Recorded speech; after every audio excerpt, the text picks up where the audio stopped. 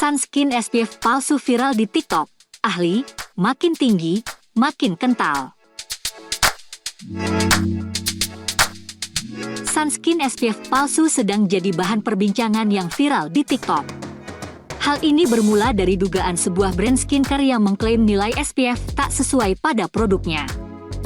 Kendati demikian, terlepas dari isu sunscreen SPF palsu yang viral di TikTok tersebut, seorang ahli mengingatkan untuk memahami tabir surya berdasarkan teksturnya. Melalui unggahannya di TikTok, Dr. Camilla J.D. Mars, dokter estetika dan pemilik HH Skincare, mengingatkan untuk tidak mudah tergiur dengan klaim yang ada di produk sunscreen. Melansir dari Para Puan, menurut Dr. Camilla J.D., kita perlu berhati-hati dengan klaim produk sunscreen dengan nilai SPF tinggi, tapi memiliki tekstur yang sangat ringan.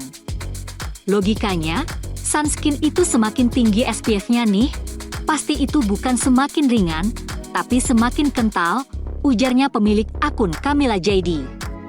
Bukannya tanpa alasan, pasalnya UV filter mayoritas dibuat menggunakan bahan dasar yang oily, sehingga teksturnya makin berat. Coba tanya ke pabrik manapun yang produksi. Kenapa kebanyakan milihnya yang SPF 30? Kenapa enggak sekalian 50 SPF untuk produksinya, paparnya.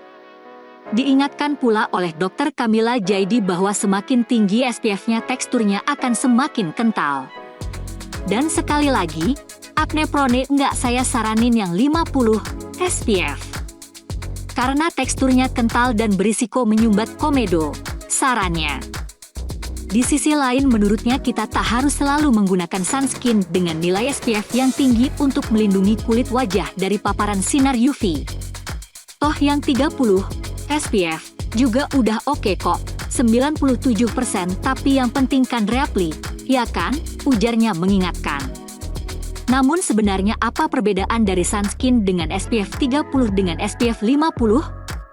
Tapi penting untuk diketahui terlebih dahulu bahwa SPF adalah singkatan dari Sun Protection Factor. Angka SPF menunjukkan tingkat perlindungan terhadap sinar ultraviolet, UV, B, tabir surya dengan SPF lebih tinggi menawarkan perlindungan lebih besar dari sinar matahari.